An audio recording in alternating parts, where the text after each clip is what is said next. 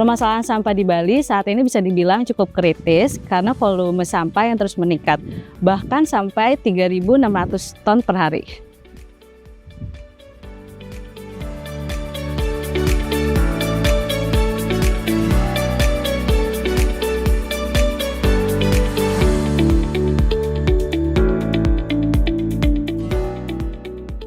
Bahkan TPA Suwung menurut Kementerian Lingkungan Hidup akan ditutup pada bulan Maret 2026. Agar tidak terjadi penumpukan sampah, kita bisa melakukan 3R, reduce, reuse, dan recycle. Selain melakukan praktek 3R di rumah, ternyata ada satu TPS yang melakukan praktek 3R, yaitu TPS 3R Seminyak Bali. Nah, pas banget karena hari ini kita akan ngobrol-ngobrol bareng Pak Komang selaku pendiri dan juga ketua TPS 3R Seminyak Bali. Yuk kita datangi Pak Komang. Halo teman-teman, bertemu lagi dalam program Eco Warrior bersama dengan saya Anissa Aulia. Dan kali ini kita akan ngobrol-ngobrol dengan Bapak Komang. Ya, dipanggil Bapak Komang aja ya? Iya. Oke, dari sini kita akan membahas dan seputar sampahan ya Pak ya. Terkait juga TPS 3R Seminyak ini. Ya, Bapak gimana kabarnya hari ini? Ya, baik. Baik, oke. Kesibukan Bapak saat ini apa aja nih Pak? Di TPS atau dimanapun? Ya, kalau saya sih lebih banyak di sini ya, di TPS 3R Desa Adat Seminyak untuk melakukan pengangkutan sampah dari sumbernya. Oke. Bisa jelasin juga nih Pak, TPS 3R Seminyak itu apa sih biar mungkin teman-teman di luar sana bisa lebih mengetahui? Ya, sebenarnya sih TPS 3R Desa Adat Seminyak ini berawal terbentuknya itu di 2003. Ya, karena kan pelayanan di daerah Seminyak ini yang dulu namanya DKP ya, bukan DLK. Jadi yang dilayani itu di jalan utama, di jalan-jalan kecil itu tidak mendapat pelayanan. Jadi masyarakat ya agak komplain lah. Akhirnya dari Desa Adat tuh membentuk jasa angkutan sampah awalnya di tahun 2003. Jadi awalnya itu kita konvensional ya, angkut buang gitu. Tapi berdasarkan waktu sambil belajar akhirnya kita tahulah istilah 3R sambil belajar, ternyata di sampah itu ada nilai ekonominya. Jadi saya banyak belajar. Jadi beberapa item ternyata ada nilai ekonominya. Di sanalah berkembang dari satu armada sampai sekarang ini hampir 26 armada ya yang kita miliki. Dan beberapa kali pindah lokasi ya karena di sini lahan kan sulit. Lahan sulit sekali untuk menempatkan TPS 3R ini. Jadi hampir 3 kali kita pindah. Yang ketiganya kita di sini. Oh, berarti sebelumnya di Jalan Drupadi, di Gang Blong, kemudian baru di sini. Oke Pak, berarti ini ya apa namanya banyak cerita juga di situ ya. Artinya berkembang lah. Iya, berkembang juga. Oke. Nah selanjutnya Pak, bagaimana sih teknis pengolahan sampah di TPS 3R Seminyak ini? Nah kalau secara teknis ya, secara umum ya, yang kita lakukan di TPS 3R Seminyak ini adalah mengangkut dari sumbernya. Mengangkut dari sumbernya baik itu rumah tangga, industri rumah tangga seperti kos-kosan, warung gitu. Kemudian dari industri pariwisata baik itu villa, restoran, hotel. Tapi awalnya kita cuma mengangkut rumah tangga aja. Warga artinya domestik ya. Iya, warga kita di sana berkembang, saya belajar. Kalau mungkin cuma ngangkut rumah tangga aja mungkin kita tidak akan mandiri. Karena sekarang ini dari akhir 2004 tuh kita sudah mandiri, tidak disubsidi lagi oleh Desa Adat. Artinya mengangkut dari sumbernya, kita bawa ke sini, kita pilah yang ada nilai-nilai ekonominya, dan juga memproduksi kompos, terutama pupuk-pupuk, sampah-sampah kebun, itu kita produksi jadi kompos. Kemudian kita kembalikan bagi yang membutuhkan, terutama hotel, villa itu kan banyak punya kebun, jadi dia membutuhkan, jadi kita masukkan dalam kerjasama, jadi sudah termasuk ya. Contoh nih, kita kerjasama dengan sebuah hotel ini, dengan nilai angkutan sebulan itu umpamanya 5 juta. Dari 5 juta itu 500.000 sudah termasuk kompos gitu. Sebagai biaya pengganti produksi kompos. Jadi setiap bulan itu hotel tersebut misalnya mendapat 100 kilo kompos per bulan. Kita kirim kompos, kirim invoice, mereka bayar. Lumayan juga. Biar dulu kan karena kompos kita tidak tersalurkan banyak numpuk. Sekarang sih ya syukurlah udah sampai kekurangan. Kita kadang-kadang kerjasama dengan teman-teman TPS yang lain. Oke. Pertanyaan selanjutnya Pak, tolong berikan penjelasan fokus tujuan SDG yang dijalankan TPS 3R Seminyak. Ya. Banyak tuh ya. Mungkin kalau saya lihat dari beberapa item yang ada itu mungkin lebih ke poin nomor 11 ya, tentang pemukiman. Pemukiman saya inginnya ke depan itu artinya daerah Seminyak ini menjadi pemukiman yang sehat dalam artian apa? Dari segi lingkungannya. Kalau sudah sampah terangkut, terolah dengan baik, secara otomatis kan lingkungannya sehat. Kayak sekarang ini dah artinya apa namanya? Banyak banjir di mana-mana. Sebenarnya kendala utama dari banjir itulah sampah. Tidak lebih dari itu kok. Betul. Makanya saya lebih berkonsentrasi ke depan itu Seminyak merupakan sebuah pemukiman yang sehat. Sehat dalam artian apa? Seperti saya bilang tadi ya. Sehat ini saya kira berkaitan dengan semuanya. Kesejahteraan masyarakatnya, kemudian kesehatan lingkungannya. Jadi karena Seminyak ini kan salah satu destinasi wisata yang ada di Bali. Ya salah satu penunjang dari sebuah destinasi wisata itu kan adalah kebersihan sama keamanan. Saya yakin kok kalau itu sudah terpenuhi kita akan berkelanjutan. Saya gitu. Yakin bisa. Ya, gitu. ya. Oke, pertanyaan selanjutnya Pak, ini menurut pandangan Bapak nih ya, bagaimana sih pengelolaan sampah di Bali, khususnya di tempat-tempat pariwisata? Ada yang perlu ditingkatkan? Ya, kalau menurut saya mungkin yang perlu diperhatikan pertama itu karakteristik sampah ya. Masing-masing desa itu pasti kan beda. Contoh nih desa pariwisata seperti apa, di perkotaan seperti apa, di desa-desa yang notabene masih banyak pertaniannya seperti apa, itu kita harus bedakan. Jadi cara mengolah sampahnya itu yakin saya tidak sama. Contoh saya ini di Desa Adat Seminyak kan merupakan desa wisata, artinya banyak kunjungan wisata, banyak hotel, banyak villa, banyak restoran. Itu karakteristik sampahnya agak complicated, bagaimana cara memilahnya, terus yang organiknya di mana. Ya syukur sih kita kebetulan juga di Seminyak ini kerjasama dengan beberapa kelompok ternak ya. Yang jadi masalah di luar tuh kan sampah basah, sampah dapur. Repot ya itu ya. Oh iya, terlambat sedikit udah bau. Oh iya betul. Kalau enggak diolah, tapi syukurlah kita kerjasama dengan kelompok ternak. Sampah basah itu kita salurkan ke kelompok ternak secara gratis ya. Mereka untuk pakan ternak. Sedangkan yang itu kan termasuk organik. Kalau organik itu organik basah. Kalau organik keringnya kita olah buat pupuk. Organik keringnya. Ya, artinya ke depan itu kita harus membedakan, jangan menyamakan lah karakteristik sampah di masing-masing daerah. Jadi cara pengolahannya pun beda, tidak sama. Yakin saya. Betul. Ya, saya sih ya setuju misalnya ada tebal modern ya, itu di tingkat rumah tangga lah. Tapi ada kendala juga. Andai kata tebal modern itu sudah penuh, ngangkatnya bagaimana? Kemudian itu kan perlu waktu untuk fermentasi. Selama waktu ini sampah yang dihasilkan yang organik mau dibawa kemana? Makanya saya kalau dari segi mengolah sampah organik ya sebenarnya sih bagus ya. Artinya sampah organik itu kalau untuk daerah Seminyak kita sudah bisa olah, tapi tidak semua. Walaupun TPS 3R Seminyak ini sudah berdiri 2003, tapi masih punya residu. Yang perlu kita pikirkan ke depannya residunya itu harus diapain gitu. Harus diapain? Apakah ada teknologi sih yang bisa mengolah residu? Apakah di TPA itu perlu dibangun sebuah pabrik untuk mengolah residu? Bukan ditutup ya. Ingat satu hal itu. Kalau sampai TPA ditutup, residu-residu kita itu mau dibawa kemana?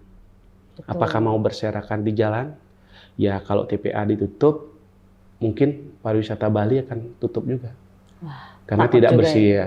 Artinya ayo kita pikirkan bersama-sama, jangan saling menyalahi satu sama lain ya. Antara pemerintah dengan masyarakat. Ya kira saling bersinergi ya, bahu-membahu. Bagaimana kita menangani sampah tersebut. Ya saya kira itu yang perlu ke depan. Itu yang perlu ditingkatkan ya Pak buat kita semua. Nah tantangan TPS 3R Seminyak Bali sampai saat ini apa sih Pak? Karena kan udah lama banget ya tadi dijelaskan. Ya kembali lagi tantangan utama kita adalah bagaimana sih kita mengolah residu sedikit mungkin untuk bisa dibuang ke TPA. Kalau mungkin dari saya di sini di TPS 3R Desa Adat Seminyak itu menghasilkan residu antara 6 sampai 7 contoh nih. Hari ini pokoknya 6 truk, besok 7 truk. Dari 22 loh. Artinya kita sebagian dari sampah-sampah itu sudah bisa kita olah, apakah jadi pupuk, apakah yang nilai ekonominya kita jual gitu. Jadi kita berusaha ke depan tuh bagaimana caranya menekan residu antara sampai 3 truk atau 4 truk dulu ya. Pasti akan bisa kok ke depan tuh, tapi perlu waktu. Ya tidak mendadak seperti ini. Mungkin sebenarnya kalau bilang mendadak enggak sih. Sudah himbauan tuh sudah mungkin lama ya, 6 tahun yang lalu. Tapi orang enggak peduli. Kepedulian karena gini, sampah itu dilirik setengah mata, setengah hati. Tidak ada yang benar-benar berkonsentrasi betapa pentingnya sampah itu. Kita bilang penting ya. Dari satu sisi ada nilai ekonominya, kita bisa memperdayakan masyarakat. Artinya saya jujur bangga kok dari sesuatu yang tidak dihargai, kita bisa memberdayakan masyarakat. Nah, walaupun beberapa kecil ya dari masyarakat itu yang bekerja di sini. Yaitu. Dan satu hal lagi yang susah, yang berat itu adalah mencari tenaga kerja untuk kerja di sampah. Tapi kalau mencari tenaga kerja di industri pariwisata sekarang diumumkan diperlukan 20 orang. Yang melamar mungkin ribuan ya. Di sini diperlukan 2 orang. 1 pun tidak ada yang. Iya. Artinya kita cuma bisa mencari dari yang kita punya tenaga kerja, saling cari info lah di. Gitu ya, Pak ya. Agak susah sekali. Industri jasa angkutan sampah, jasa pengolahan sampah. Itu ke depan akan menjadi suatu hal yang penting. Mungkin dulu orang tidak pernah melirik kok. Betul. Contoh sederhana di tingkat rumah tangga. Coba di tingkat rumah tangga tumpuk sampah, tidak ada yang ngangkut. Itu menjadi sumber penyakit. Kita tidak layak huni lah jadinya rumah kita. Gara-gara satu hal sampah. Saya kira begitu. Betul juga ya Pak. Jadi tantangannya sampai saat ini juga masih ada gitu ya Pak yang dirasakan. Nah tadi kan udah tantangan nih Pak. Kalau selama ini kan udah menjalankan banyak implementasi keberlanjutan gitu dari baik Bapak juga teman-teman di sini gitu, tim di sini. Ada pengalaman berkesan nggak Pak, cerita yang menarik dari tim TPS 3R Seminyak ini, entah dari masyarakatnya, dari tim Bapak gitu? Ya kalau saya sih suatu hal yang paling sangat menarik adalah saya bisa menjaga kebersihan desa, bisa menjaga kesehatan lingkungan itu ya yang utama. Kemudian bisa memberdayakan masyarakat sekitarnya. Walaupun banyak juga warga luar yang di sini ya. Paling sedikit tidaknya TPS yang ada sekarang ini sudah bisa memberdayakan 54 orang. Berapa keluarga udah dari 50, walaupun ada masih yang bujang sudah berkeluarga. Itu adalah sebuah kebanggaan bagi saya, artinya dari sesuatu hal yang mungkin tidak banyak dilirik orang ya, tapi saya bisa memberdayakan orang itu. Artinya tidak hanya itu, yang paling utama dari TPS 3R Seminyak inilah bisa menjaga kebersihan lingkungan, walaupun ruang lingkupnya kecil ya, cuma di desa adat ya. Itu saya artinya ya jujur aja, pariwisata yang berkembang di Seminyak ini mungkin sangat pesat ya. Zaman saya kecil, saya masih ingat SD kelas 6 itu Jalan Raya Seminyak pakai jemur gabah. Artinya pariwisata belum berkembang begitu dahsyat ya. Artinya dengan kita bisa menjaga kebersihan di desa adat ini, kenapa pionir ya? Artinya desa adat, tokoh-tokoh masyarakat. Saya yang mempelopori tokoh-tokoh masyarakat, terutama desa adat. Ayo kita bikin jasa angkutan sampah. Ya dari sanalah saya ngerti. Pertama awalnya itu. Kedua menjaga kebersihan Pantai Seminyak. Siapa sih yang tidak tahu sekarang Pantai Seminyak? Betul. Yang dulunya tidak ada yang tahu, yang taunya Pantai Kuta, Pantai Sanur. Sekarang jujur udah oper juga ya. Artinya parkirnya susah di Pantai Seminyak di saat musim-musim ramai ya. Artinya dengan adanya kebersihan ini berkembanglah semua di Seminyak ya. Jadi jujur di Seminyak ini mungkin tumpuan hidup kita dari pariwisata ya, makanya kita harus jaga dengan baik pariwisata ini.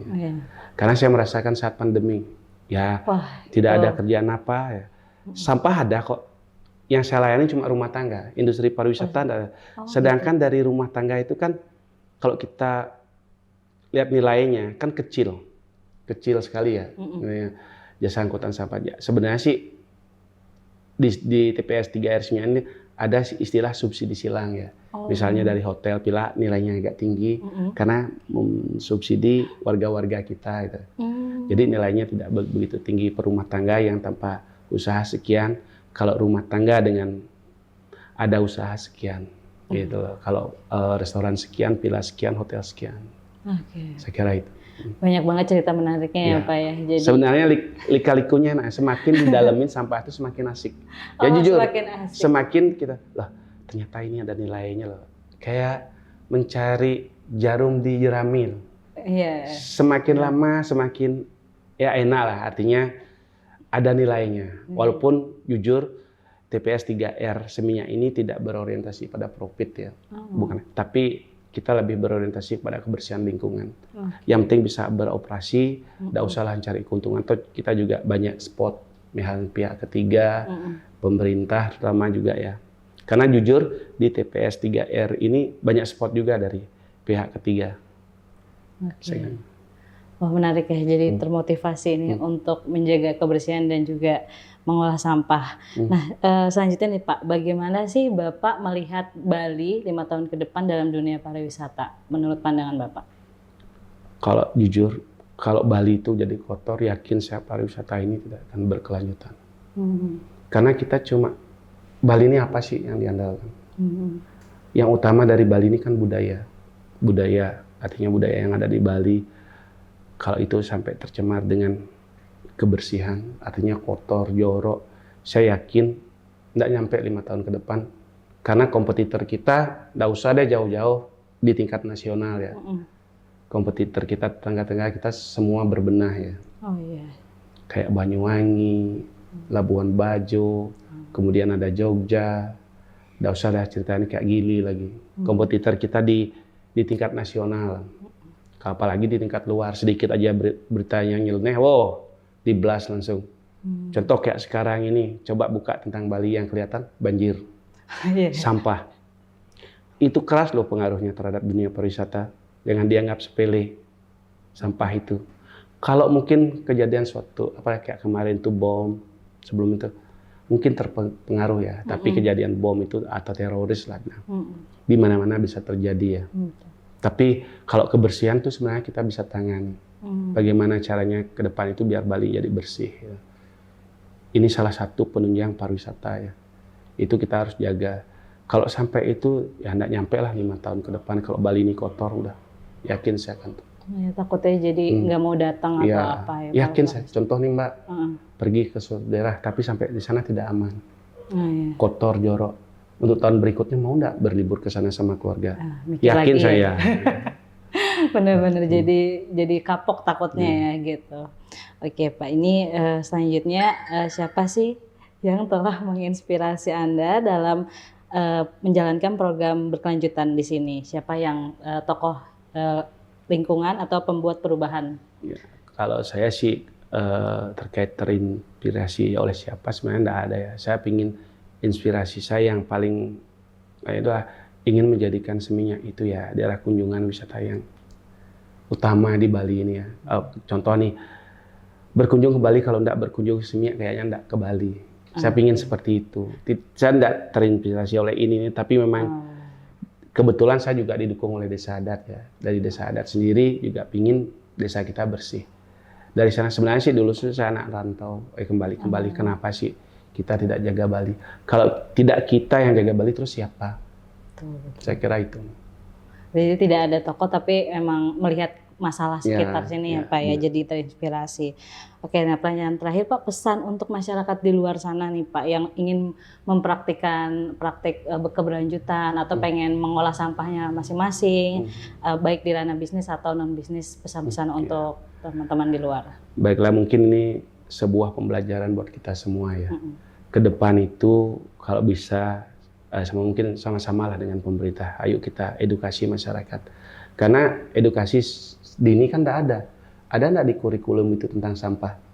Tidak ada. Mungkin itu kita edukasi masyarakat kita, adik-adik kita, anak-anak kita ke depan ini ayo jaga Bali dengan menjaga kebersihan. Itu aja sih yang saya ingin sampaikan. Dengan menjaga kebersihan, otomatis pariwisata yang ada di Bali ini akan keberlanjutnya akan terjamin, saya kira itu. Oke deh. Ya cukup ya pertanyaannya selesai. Bapak Komang terima kasih ya sudah berkenan kami interview di Eco Warrior. Jadi mungkin sebelum mengakhiri interview ini kita juga bisa foto-foto ya. Untuk tadi cenderamata dari Ecotourism Bali. Sukses terus ya Pak Komang untuk TPS 3R Seminyak. Mungkin tantangannya ke depan lebih berat kayaknya. Iya bisa juga. Tapi kan kita udah banyak yang aware juga ya sekarang terkait udah mulai. Awareness-nya udah semakin tinggi. Terutama dari pemerintah sudah mulai peduli ya. Artinya sudah ya keterlibatan pemerintah itu ya sudah mulai aktif lah. Pasti banyak nanti yang kesini untuk main dan melihat gimana sih Desa Adat Seminyak TPS ini. Ya, oke, makasih. Menarik banget ya, ternyata sampah itu bukan akhir tapi awal dari sesuatu yang bernilai. Kamu tim reduce, reuse, atau recycle? Saya Komang Rudita Hartawan, Ketua TPS 3R Desa Adat Seminyak, mendukung Ecotourism Bali.